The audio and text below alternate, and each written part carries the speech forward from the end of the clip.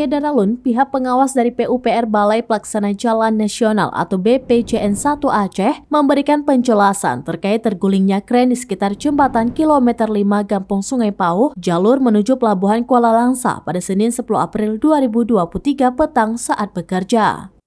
PPK 1,5 Provinsi Aceh Rudi kepada Seraminus.com pada Senin 10 April 2023 malam mengatakan insiden tergulingnya kren tersebut dikarenakan tidak seimbangnya bahu jalan di turunan jembatan kilometer 5 Gampong Sungai Pauh.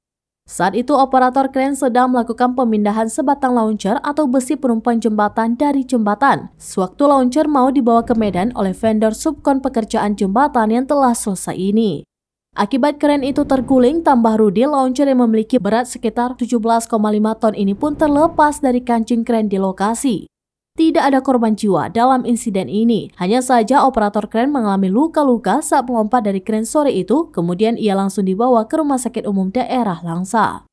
Menurut pihak subkon selaku pemilik atau penanggung jawab alat berat itu, dalam waktu secepatnya akan memindahkan kren yang terguling di badan jalan jembatan kilometer 5 yang dimaksud. Namun saat ini kren yang terjungkal di badan jembatan jalan lintas ke Pelabuhan Kuala Langsa, persisnya di kilometer 5 Gampong Sungai Pauh, Kecamatan Langsa Barat, belum bisa dipindahkan. Akibatnya arus lalu lintas di jalan tersebut belum bisa normal. Bahkan mobil harus ekstra hati-hati melintas karena tersisa ruang badan jalan pas-pasan untuk dilalui mobil pribadi saja.